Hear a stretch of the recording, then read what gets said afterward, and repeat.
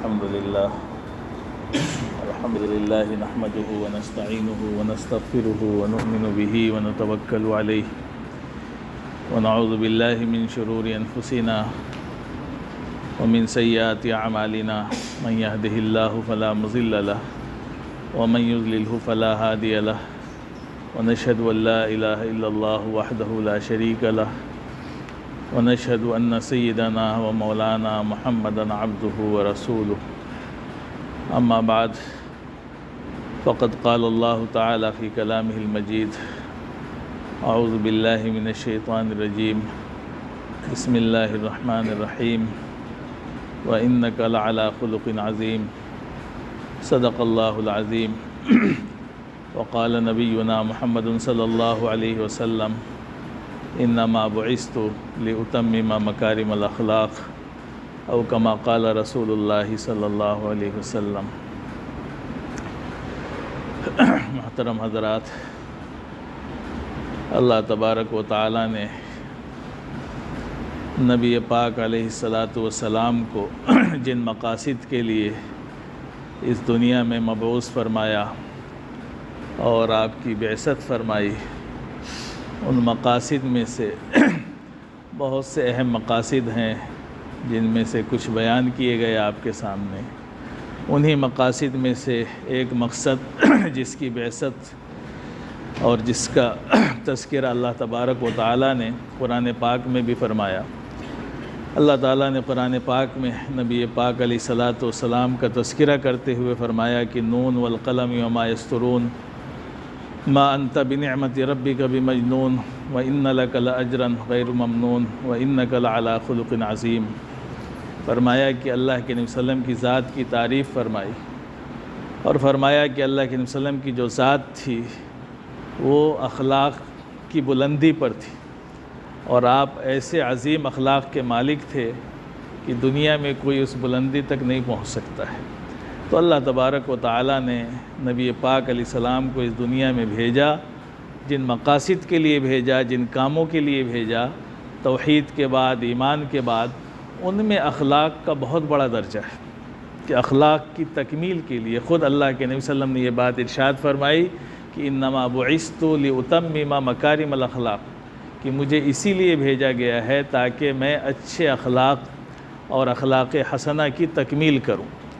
اس کے لیے اللہ تبارک و تعالیٰ نے نبی پاک علیہ السلام کو اس دنیا میں مبعوث فرمایا۔ تو یہ اہم مقاصد ہیں جن کو لے کر کے ہم سب کے آقا جناب محمد الرسول اللہ صلی اللہ علیہ وسلم اس دنیا میں تشریف لائے کہ وہ اخلاق، وہ کردار، وہ آپ کی بڑائی اور بلندی کہ اگر اس کو ایک ایمان والا اختیار کر لے، معاشرے میں اگر وہ چیزیں رائج ہو جائیں تو معاشرہ جو ہے جو بگاڑ اور فساد زدہ ہو چکا ہے اس میں بہار آ جائے۔ تو یہ اللہ کے وسلم کی ذات سے ہی لینا پڑے گا، اس لیے کہ سارے کے سارے اخلاق جو اعلیٰ مل سکتے ہیں وہ کہاں سے مل سکتے ہیں؟ وہ نبی کی ذات سے، نبی کی سیرت سے، نبی کے کردار سے ہمیں مل سکتے ہیں۔ دنیا کی کوئی ایسی ذات نہیں ہے جس کو ہم نمونہ بنا سکیں، آئیڈیل بنا سکیں۔ ہاں، انہی کو بنا سکتے ہیں جنہوں نے نبی کو آئیڈیل بنایا، انہی کو اپنا آئیڈیل بنا سکتے ہیں اور نبی کو ہی اپنا نمونہ بنا سکتے ہیں، اور اللہ نے اسی کا اعلان بھی فرمایا۔ تو میرے عزیز بھائیوں، اللہ تبارک و تعالیٰ کا ہمیں شکر ادا کرنا چاہیے کہ اللہ تبارک و تعالیٰ نے ہم سب کو نبی پاک علیہ السلام کا امتی بنایا، آپ کی امت میں مبعوث فرمایا، آپ کی اتباع اور آپ کی کہہ لیجیے سنتوں پر عمل کرنے کو ضروری قرار دیا۔ اسی طرح سے رہتی دنیا تک آپ کو نمونہ بنا کر کے پیش کیا کہ انسان جو ہے زندگی کے تمام کاموں میں نبی پاک علیہ السلام کی زندگی کو اپنے لیے نمونہ بنائے۔ تو جو اچھے اخلاق ہیں، جو اعلیٰ اخلاق ہیں، حدیث میں بہت زیادہ فضیلتیں اس کی بیان کی گئیں، یہاں تک فرمایا کہ قیامت کے دن اعمال کا جو ترازو ہوگا اس میں سب سے بھاری چیز جو ہوگی وہ کیا ہوگی؟ اچھے اخلاق ہوں گے۔ سب سے بھاری چیز، یہ نہیں فرمایا کہ سب سے بھاری چیز نماز ہوگی، یا سب سے بھاری چیز قرآن کی تلاوت ہوگی، یا سب سے بھاری چیز تہجد ہوگی، یا تسبیح پڑھنا ہوگا، یہ نہیں فرمایا۔ فرمایا کہ قیامت کے دن نامہ اعمال میں سب سے وزنی چیز جو ہوگی وہ کیا ہوگی؟ ایمان والے کے اچھے اخلاق ہوں گے، کہ اگر ایمان والا اچھے اخلاق کے ساتھ اس دنیا سے جائے گا تو اس کا ترازو کا پڑلا اتنا بھاری ہو جائے گا کہ وہ جھک جائے گا۔ اس لیے کہ قیامت کے دن جو ہے کیا ہوگا، اعمال تولے جائیں گے۔ اللہ نے قرآن میں فرمایا کہ فمن ثقلت موازینہ فہو فی عیشۃ راضیہ، جس کے وزن کا پڑلا بھاری ہو جائے گا اس کے کیا کہنے، اس کو تو پورا وہاں کی عیش عشرت اور جنت حاصل ہو جائے گی۔ اور فمن خفت موازینہ، جس کا پڑلا جھک جائے گا یعنی ہلکا ہو جائے گا تو اس کے لیے الٹا مسئلہ ہو جائے گا۔ تو قیامت کے دن ہمیں نماز روزے کے ساتھ سب سے زیادہ جس چیز کی ضرورت پڑنے والی ہے وہاں پر وہ اچھے اخلاق کی ہے، کہ اگر اچھے اخلاق نہیں ہوں گے تو اس کا نتیجہ کیا ہوگا؟ اس کا نتیجہ یہ ہوگا کہ ہماری نماز، ہمارے روزے، ہمارے صدقات، ہمارے خیرات جو ہم نے دنیا میں کیے ہوں گے یہ ایسا بھی ہو سکتا ہے کہ یہ دوسرے کے نام اعمال میں چلے جائیں اور ہم وہاں پر کیا ہو جائیں، مفلس ہو جائیں، خالی ہاتھ ہو جائیں۔ اس لیے کہ ایک حدیث میں آیا، اللہ علیہ وسلم نے صحابہ سے پوچھا کہ یہ بتاؤ کہ مفلس کون ہے، غریب کون ہے؟ تو ظاہر سی بات ہر انسان جو ہے، آدمی یہ سمجھتا ہے کہ مفلس تو وہی ہے جس کے پاس مال نہ ہو، جس کے پاس دولت نہ ہو، جو غریب ہے وہی مفلس ہے۔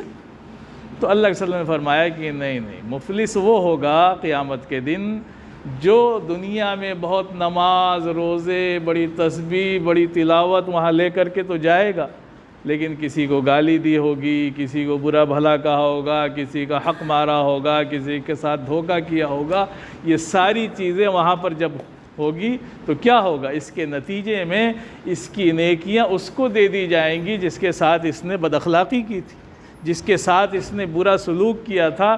ایک ایک کر کے وہ آتے جائیں گے، کسی کو ہم نے برا بھلا کہہ دیا، بے مطلب کا اس پر غصہ کر دیا، بے مطلب کہ اس کی جو ہے غیبت کر دی، بے مطلب کا اس کا ہم نے حق مار دیا، تو وہاں وہ سب حق والے آئیں گے اور پتہ چلے گا کہ چلو تمہارا اتنی نیکیاں تمہارے کھاتے میں، اتنی تمہارے کھاتے میں، اور آخر میں یہاں تک ہے کہ اگر اس بندے کی نیکیاں ختم ہو جائیں گی کہ اب نیکیاں ہی نہیں اس کے پاس، سب تو دوسروں کو بانٹ دی گئیں اس کے کارناموں کے نتیجے میں، تو پھر کیا ہوگا؟ تو پھر اس کے گناہ اس پہ لادے جائیں گے کہ چلو اب تمہارے پاس مال نہیں ہے، اب تمہارے پاس نیکیوں کا جو خزانہ تھا وہ ختم ہو گیا، تو اب اس کے گناہ تم پر لادے جائیں گے تو اس کے گناہ کا بوجھ ہلکا ہو۔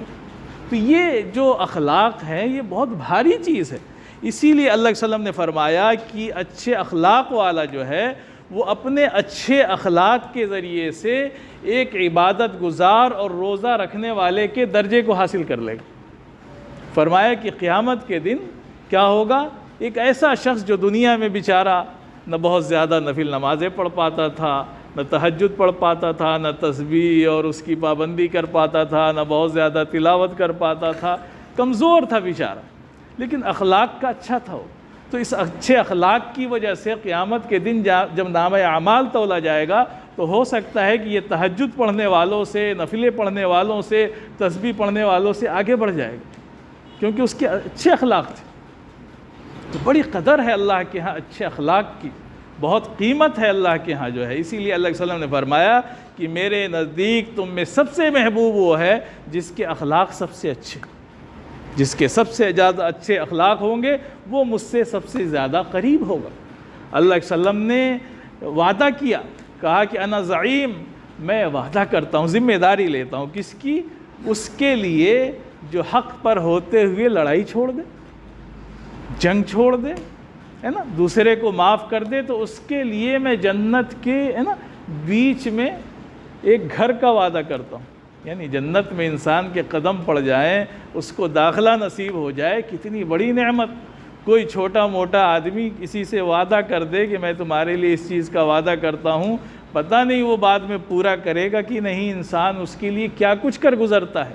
اور یہاں تو اللہ کے نبی کا دعویٰ ہے، وعدہ ہے کہ میں اس کے لیے کیا کرتا ہوں، ذمہ داری لیتا ہوں جنت میں گھر دلوانے، جنت کے بیچ میں مکان دلوانے۔ تو کتنی بڑی بات ہے، اللہ کے وسلم نے کتنے فضائل بیان کیے ہیں اچھے اخلاق کے، اور آج ہمارا معاشرہ جو ہے اسی سے سب سے زیادہ خالی ہے۔ آپ کو نمازی مل جائیں گے، تہجد گزار مل جائیں گے، تسبیح پڑھنے والے مل جائیں گے، خوب تلاوت کرنے والے مل جائیں گے، لیکن اچھے اخلاق والے بہت کم ملیں گے، بد اخلاق لوگ ملیں گے۔ ایسے لوگ جو تہجد بھی پڑھتے ہیں لیکن ان کے اخلاق سے ایک جاہل بھی پناہ مانگتا ہے، کہتا ہے کہ اتنا بڑا یہ بد اخلاق ہے کہ اس کے پاس تو جانے کا دل ہی نہیں کرتا ہے، یہ لگتا ہے کہ کاٹ کھائے گا، اس کے چہرے پہ تو کبھی ہنسی نہیں آتی ہے، یہ تو بات ہی کرتا ہے تو تکبر جھلکتا ہے۔ تو یہ حالت ہو جاتی، یہ بد اخلاقی، یہ بد کرداری آخر میں ہمارے اعمال کو لے ڈوبے گی۔ ہمیں اگر اپنے اعمال کو محفوظ کرنا ہے اور آخرت کا جو ترازو ہوگا اس میں اگر ہم چاہتے ہیں کہ ہماری نماز، روزے، حج، زکوٰۃ، صدقات، خیرات، تسبیح، تلاوت یہ صحیح طور پر ہمیں مل جائیں وہاں پر، تو ہمیں اچھے اخلاق سے زندگی گزارنی پڑے گی۔ اگر بد اخلاقی کا مظاہرہ کریں گے تو یہ بد اخلاقی دوسرے کا کوئی نقصان نہیں کرے گا، دوسرے کا کہ آپ بد اخلاق ہیں وہ آپ سے دور ہو جائے گا، آپ کے قریب نہیں آئے گا، آپ سے جو ہے سلام دعا چھوڑ دے گا، لیکن نقصان کس کا ہوگا؟ آپ کا ہوگا۔ آخرت میں آپ کی پکڑ ہوگی کہ آپ نے اپنی بد اخلاقی کی وجہ سے، بد کرداری کی وجہ سے، اپنی کہہ لیجئے اپنی سیرت اور کردار کی وجہ سے اس کو دور کر دیا اپنے آپ سے۔ حالانکہ اخلاق تو یہ ہے کہ حدیث میں آتا ہے کہ اخلاق کی علامت تو یہ ہے کہ تم اس سے رشتہ جوڑو جو تم سے رشتہ توڑے، ہے نا؟ ہاں، جو تم سے رشتہ توڑے، جو تم سے کٹے اس سے جڑو، جو تم پر ظلم کرے اس کو تم معاف کرو، جو تمہارے ساتھ بد اخلاقی کرے تم اس کے ساتھ اخلاق سے پیش آؤ۔ یہ نبوی کردار ہے، اسی کو پیش کرتے تھے اللہ علیہ وسلم، اور اسی کردار سے جو ہے یہ اسلام پوری دنیا میں پھیلا ہے۔ آج اسلام پر یہ الزام لگایا جاتا ہے کہ اسلام جو ہے طاقت کی زور پہ پھیلا، تلوار کی زور پہ پھیلا، لیکن یہ حقیقت نہیں ہے، یہ سراسر جھوٹ ہے۔ ایک صاحب نے، ایک اللہ والے نے واقعہ بیان کیا کہ وہ کہیں سفر پہ تھے باہر، تو ایک انگریز تھا، انگریزوں کے اندر بڑا وہ ہوتا ہے، تو وہ ان کو دیکھ کر کے داڑھی ٹوپی والے، کرتے پیجامے والے تھے، تو سوچا کہ چلو ان کے پاس بیٹھیں گے، کچھ ان سے بحث کریں گے، کچھ ان کے ساتھ بدتمیزی کریں گے، موقع ملے گا۔ آیا، اس نے کہا کہ آپ کا جو یہ اسلام پھیلا ہے پوری دنیا میں، یہ تلوار اور طاقت کی زور پہ پھیلا ہے۔ اللہ کے وسلم کے پاس جو ہے ایک جو ہے تلوار والوں کی اور طاقتور لوگوں کی جماعت اور جھنڈ جمع ہو گئی تھی، جنہوں نے ساری دنیا میں جنگ کر کے اسلام کو پھیلا دیا۔ تو انہوں نے پوچھا کہ اچھا ٹھیک ہے، آپ اگر یہ سمجھتے ہیں تو آپ یہ بتائیں کہ وہ جھنڈ جمع کیسے ہوگی اللہ کے وسلم کے پاس؟ جس جماعت کی آپ بات کر رہے ہیں، جن نوجوانوں کو آپ کہہ رہے ہیں کہ وہ اکٹھا ہو گئے تھے، تو آپ پہلے یہ بتائیں کہ وہ نوجوان اللہ کے نبی صلی اللہ علیہ وسلم کے پاس اکٹھا کیسے ہو گئے؟ کسی طاقت کی زور پہ؟ تو کہا کہ نہیں، وہ تو آپ کے پاس اکٹھا ہوئے آپ کے اخلاق کی وجہ سے، آپ کے اچھے اعمال کی وجہ سے۔ تو آخر میں اس کو بھی اقرار کرنا پڑا کہ ہاں، وہ جو جماعت اکٹھا ہوئی تھی وہ طاقت کی، اس لیے کہ ایک اکیلا آدمی کیسے لوگوں کو طاقت کے زور پہ اکٹھا کر سکتا ہے۔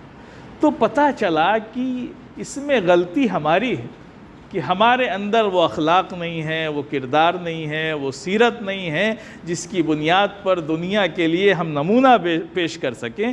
ہم اخلاقی طور پر اتنا دیوالیہ ہو چکے ہیں، اتنے اخلاق سے عاری اور کورے ہو چکے ہیں کہ دنیا کے سامنے ہم کیا نمونہ پیش کریں گے؟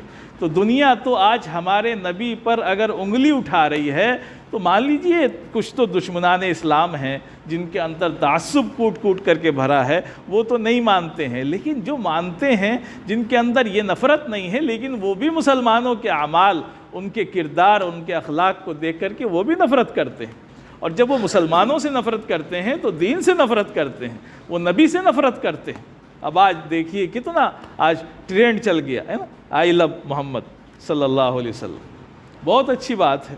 ایک حادثہ پیش آیا، اس حادثے کی وجہ سے آج پوری دنیا میں، پورے ہندوستان میں ایک ٹرینڈ چلا، لوگوں نے اللہ کے وسلم سے اپنی محبت کے اظہار کے لیے ہر طرح کی کوششیں کی۔ چلیے، یہ ایک محبت کا معاملہ تھا، کسی نے اگر کچھ کیا، لیکن آپ دیکھیں کہ انسان بس اسی میں لگا رہتا ہے، وہ بس شیئر کرنے میں لگا ہے، ادھر سے پوسٹ ادھر، ادھر سے ادھر۔ اس کو لگ رہا ہے کہ سب سے بڑا دین کا کام تو یہی کر رہے ہیں، نبی سے محبت کا حق اس سے بڑا کیا ادا ہو سکتا ہے کہ ایک پوسٹ ادھر سے ادھر کر دی یا ایک بینر لے کر کے نکل گئے۔ ارے چلو، ایک مسئلہ پیش آیا، اور جس سے پیش آیا، جب وہاں کا ادھیکاری، وہاں کا ڈی ایم سب اس بات کا اعلان کر رہے ہیں کہ نہیں ہم نے جو ہے نبی سے محبت کی وجہ سے یا آئی لو یو محمد لکھنے کی وجہ سے ہم نے یہ عمل نہیں کیا، ہم نے دوسری وجہ سے یہ کام کیا. تو جب اگر خود کام کرنے والا اس بات کی صفائی دے دے تو بات ختم ہو جانی چاہیے. ہمیں تو اب اس کو مدعا بنا کر کے، آپ دیکھیں جو سیاسی لوگ ہوتے ہیں ان کا کام ہوتا ہے آگ لگانا. یہ تقریریں کر کے، ایسی گاڑیوں میں بیٹھ کر کے اور اپنے کہہ لیجئے سرکشا گھیرے میں رہ کر کے یہ تو تیل ڈالتے رہتے ہیں. تھوڑا سا ڈالا، دیکھا بھڑکا، تھوڑا ٹھنڈا ہونے لگا، پھر تھوڑا سا تیل ڈال دیا، بھڑکو. جان کس کی جائے گی؟ بے گناہوں کی جائے گی. پتہ چلا کہ اب اس کو مدعا بنا کر کے زبردستی روزانہ ایک مسئلہ شروع کر دیا. کیسی ظالم حکومت ہے، وہ کیسے بہانے ڈھونڈتی رہتی ہے مسلمانوں پر ظلم کرنے کے لیے، اور مسلمان جو ہے بے موقع کے اس کو موقع بھی دے دیتا. آپ دیکھیں کہ کئی جگہ ایسے مسئلے پیش آ گئے کہ کچھ لوگ نیتا گیری میں لے کے نکل گئے پوری ٹیم. اب ظاہر سی بات ہے، کوئی قانون ہے، کوئی اگر سسٹم میں ایک نیم بنایا گیا کہ آپ اجازت لے کر کے جلوس نکالیں تو اجازت لیں، پہلے نہ ملے تو نہ نکالیں، اس لیے کہ ان کو تو بہانا چاہیے. اب پتہ چلا کہ اتراکھنڈ میں یا کہاں اترکاشی میں 200 دکانوں پہ بلڈوزر چلا دیے گئے. اس لیے کہ ظاہر سی بات ہے، ہندوستان ہمارا ایسا ملک ہے کہ اگر حکومت چیک کرنے پہ آ جائے تو اکثریت غیر قانونی ملے گی. آپ قانون سے جیت نہیں سکتے. آپ کا گھر ناپ دیا جائے، آپ کی دکان ناپ دی جائے، کہیں نہ کہیں سے وہ نقطہ نکال کر کے آپ کے گھر کو گرا سکتے. آپ نہیں پاس ہو پائیں گے، اس لیے کہ جب وہ جائیں گے کہیں گے آپ کا نقشہ صحیح نہیں ہے. اور ظاہر سی بات ہے، ہندوستان میں 80% گھروں کا نقشہ صحیح نہیں ہے. اگر وہ قانون پہ آ جائیں تو آپ نہیں جیت پائیں گے. وہ جس سے لڑنا چاہیں، حکومت سے تھوڑی ہم لڑ سکتے ہیں. تو ہمیں صبر سے کام لینا چاہیے، حالات کو دیکھنا چاہیے، موقع محل کو دیکھنا چاہیے. جوش اور جذبے میں اور محبت میں ایسا نہ بہک جائیں کہ پوری قوم کا نقصان ہو جائے، پوری امت کا نقصان ہو جائے، ایک آدمی کی نیتا گیری چمک جائے اور باقی سارے لوگوں کا جو ہے لاکھوں کروڑوں کا نقصان ہو جائے. تو یہ کوئی محبت نہیں ہے. محبت تو یہ ہوتی کہ آپ کے پاس سیرت ہوتی، کتابیں ہوتی، ہندی میں کتابیں ہوتی. اس شخص کو جو اللہ کے وسلم سے دشمنی کا اظہار کر رہا ہے، آپ جاتے، محبت سے ملتے اور آپ کہتے کہ بھائی جس ذات کے بارے میں آپ کو غلط فہمی ہے، آپ ایک بار ان کی سیرت کا مطالعہ کریں، آپ ان کی زندگی کا مطالعہ کریں. آپ دیکھیں کہ ہمارے نبی پاک علیہ الصلوۃ والسلام کیسے تھے. انہوں نے تو کبھی کسی جانور کو بھی نہیں ستایا، کبھی کسی ذات سے کو ان سے تکلیف ہی نہیں پہنچی. انہوں نے تو دشمن کو بھی کبھی برا بھلا نہیں کہا. تو وہ کسی کے لیے کیوں نقصان دہ ہو سکتے ہیں؟ ان کا تو نام ہی محمد ہے، وہ تو ہر طرح سے قابل تعریف ہیں، ان کی تو برائی کوئی کر ہی نہیں سکتا ہے. تو اگر ہم صحیح کردار، صحیح نمونہ پیش کریں تو اس کا فائدہ بھی ملے. لیکن ہمارا تو بس جوش کیا ہے، جھنڈا اٹھا لینا، بینر اٹھا لینا، لڑنے کے لیے تیار ہو جانا، چاہے حالات جیسے بھی ہوں. آج تو حالات ایسے ہیں میرے بھائیوں کہ بڑی خاموشی سے رہنے کا جو ہے مقام ہے، بہت ہوشیاری سے، بڑی سمجھداری سے کام لینے کا مقام ہے. آج لوگ بیٹھ کر کے گھروں میں ہمارے قائدین کو، ہمارے علماء کرام کو، ہمارے بڑے لوگوں کو گالیاں دیتے ہیں کہ یہ کچھ نہیں کر رہے ہیں. وہ کیا کریں بیچارے؟ وہ جانتے ہیں کہ ایک اعلان کر دیا تو یہ سب سڑک پہ جا کے مر جائیں گے، سب مر جائیں گے.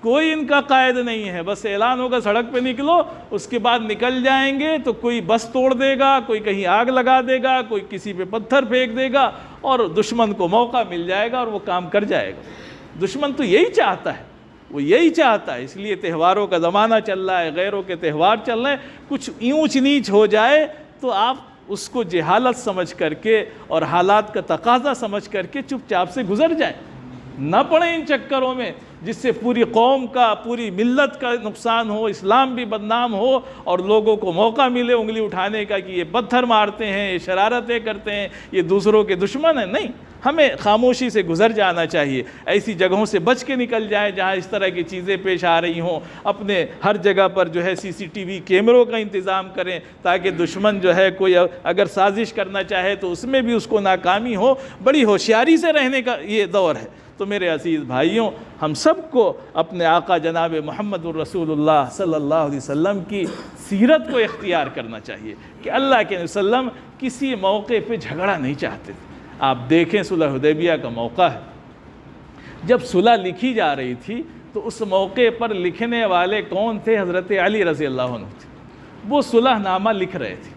تو جب صلح نامہ لکھا گیا تو اس میں چونکہ شروع میں نام لکھا جاتا ہے تو اس میں لکھا گیا کہ من محمد رسول اللہ. تو جو مشرکین تھے جو صلح کے لیے مکہ سے آئے تھے انہوں نے کہا کہ محمد الرسول اللہ نہیں لکھ سکتے ہیں اس صلح نامے میں, محمد بن عبداللہ لکھیے, ان کے ابا کا نام لکھیے, رسول مت لکھیے. اس لیے کہ اگر ہم رسول مان لیتے تو سارا جھگڑا ہی ختم ہو جاتا. ہم رسول نہیں مانتے, اس لیے آپ محمد بن عبداللہ لکھیے. حضرت علی رضی اللہ عنہ صلی اللہ علیہ وسلم نے کہا کہ چلو جو یہ کہہ رہے ہیں ان کی بات کو مانو اور رسول اللہ مٹا کر کے عبداللہ لکھ دو. ہم حضرت علی راضی نہیں ہوئے, کہا کہ میں ایسا کر ہی نہیں سکتا ہوں کہ میں رسول اللہ کو مٹا دوں, میں نہیں مٹا سکتا ہوں. یہی موقع ہوتا ہے جہاں پر جذباتی ہوتا ہے, انسان جوش میں آ جاتا ہے, پھر وہ کچھ بھی کرنے کو گزر جاتا. تو حضرت علی کہا کہ نہیں, ایسا کیسے ہو سکتا ہے, میں آپ کا نام مٹا دوں, رسول اللہ مٹا دوں, نہیں مٹا سکتا میں. اللہ کے وسلم نے کہا کہ مجھے دکھاؤ, چونکہ آپ نے ہے نا باقاعدہ پڑھنا لکھنا دنیا والوں کی طرح نہیں سیکھا, تو آپ نے کہا مجھے بتاؤ کہاں لکھا ہے وہ, میں اپنے ہاتھ سے مٹا دیتا ہوں. تو آپ نے اپنے ہاتھ سے مٹایا, حضرت علی نے نہیں مٹایا. لیکن آپ نے کہا کہ نہیں صلح ہوگی, یہ صلح ہو رہی ہے, اس صلح میں جو بھی رکاوٹیں آئیں گی چاہے اس میں مسلمانوں کو جتنا جھکنا پڑے جھکیں گے, لیکن صلح ہوگی. آپ دیکھیں اسی موقع پر ایک صحابی رسول ہیں جو بیڑیوں میں جکڑے ہوئے ہیں, دشمنوں کے اذیت سے گزر رہے ہیں, وہاں پر مکے میں ان کو تکلیفیں پہنچائی جا رہی تھیں اور وہ اسی حال میں کسی طرح موقع ملا اور چھڑا کر کے بھاگ آئے. یہ صلح لکھی جا رہی تھی, مشرکین نے دیکھا, کہا کہ ان کو واپس کریے, اس لیے کہ صلح میں یہ بات لکھی گئی تھی کہ اگر کوئی مسلمان مکے سے آئے گا مسلمانوں کے پاس تو اس کو واپس کر دیا جائے گا, اور اگر کوئی مشرک آئے گا تو اس کو نہیں واپس کیا جائے. یعنی پورا سارا دب کر کے صلح ہو رہی تھی یہاں. تو اب وہ آ گئے, اب ان کو واپس کرنے کا مسئلہ, وہ رو رہے ہیں, گڑ گڑا رہے ہیں اللہ کے وسلم کے سامنے کہ علیہ وسلم میں کتنی تکلیف اٹھا رہا تھا مکے میں, کتنا یہ مشرکین مجھے ستاتے ہیں, آپ کو اندازہ نہیں ہے, آپ مجھے واپس مت کیجیے. کتنا نازک موقع تھا, کتنی نازک گھڑی تھی. اللہ کے وسلم پریشان ہوئے. ظاہر سی بات ہے آپ رحمت للعالمین تھے, آپ کے دل میں جو نرمی اور شفقت تھی کس کے دل میں ہو سکتی ہے ایمان والوں کے لیے اور دنیا والوں کے لیے. تو آپ نے ان سے کہا کہ بھائی ان کو چھوڑ دو, چلو تم اگر ایسے نہیں چھوڑتے ہو صلح کی وجہ سے تو میرے کہنے پہ چھوڑ دو, میری درخواست پہ ان کو چھوڑ دو. یہ آ گئے. تو انہوں نے کہا کہ نہیں, اگر آپ چاہتے ہیں کہ یہ صلح لکھی جائے, صلح ہو, تو ان کو واپس کرنا پڑے گا, ورنہ ہم صلح نہیں کریں گے. اللہ کے وسلم نے اس حالت میں ان کو واپس کیا, کہا کہ جائیے, انہی کے حوالے کر دیا دشمن.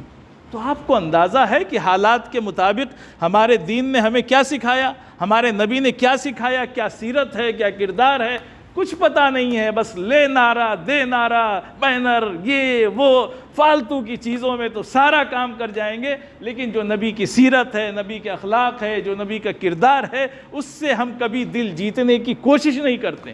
دشمن کو زیر کرنا ہے تو اچھے اخلاق سے کرنا پڑے گا, دلوں کو فتح کرنا ہے تو انسانیت سے, اچھے اخلاق سے, اچھے کردار سے اگر آپ چاہتے ہیں تو اس ملک میں آج بھی انسانیت باقی ہے, انسان باقی ہیں. ہم نبی کے اخلاق کو پیش کر کے بڑے سے بڑے دشمن کو زیر کر سکتے ہیں. وہ مجبور ہو جائے گا کہ نہیں یہ تو اچھے لوگ ہیں, ان کے ساتھ برائی نہیں کرنی چاہیے. اور اگر ہم چاہیں کہ سیاست سے, طاقت سے اور اپنی سازش سے ان کو زیر کر لیں, کبھی نہیں کر پائیں. تو ہمیں اسی کا نمونہ پیش کرنا ہے جو ہم سب کے آقا جناب محمد الرسول اللہ صلی اللہ علیہ وسلم پیش کر کے گئے. ان اخلاق کو سیکھیں, ان کردار کو سیکھیں, اپنی زندگیوں میں پیدا کریں, اچھے اخلاق پیش کریں. یہ پولیس والے جو بڑے مشہور ہیں, بڑے ظالم ہیں, ان کے ٹھیک ہے ساری چیزیں ان کی اپنی ہیں, وہ ان کا حال وہ جانیں, لیکن ہمارا دین ہمیں کیا سکھاتا ہے. ہم تو ان کے ساتھ اچھے اخلاق سے پیش آئیں. وہ مل جائیں ناشتہ کرائیے, پانی پلائیے, ان کو سائے میں بیٹھائیے, ان کی عزت کیجیے. دیکھیے اس کا رخ تھوڑی دیر میں بدل جائے گا. جب آپ صحیح سیرت تو پیش کریں, پہلے آپ تو پہلے سے ہی اکڑے ہوئے ہیں, تو وہ بھی اکڑا ہوا, وہ تو آپ کا دشمن ہے. جب دشمن سے آپ پکڑیں گے تو جب طاقتور دشمن ہوگا تو وہ دبے گا کبھی نہیں دبے گا۔ لیکن وہی نبوی اخلاق پیش کر دیں، اللہ علیہ وسلم کتنے بڑے بڑے دشمن آتے تھے اور کیسے ان کو معاف کر دیتے تھے، کیسے ان کے ساتھ نرمی سے پیش آتے تھے کہ وہ دشمن زیر ہو جاتا تھا اور وہ کہتا تھا کہ اشہد ان لا الہ الا اللہ و اشہد ان محمد رسول اللہ۔ یہی چیز تھی جس سے اسلام پورے عالم میں پھیلا، پوری دنیا میں پھیلا۔ انہی اخلاق کو ہمیں اپنی زندگیوں میں اختیار کرنا ہے۔ اللہ تبارک و تعالی ہم سب کو کہنے سننے سے زیادہ عمل کی توفیق عطا فرمائے۔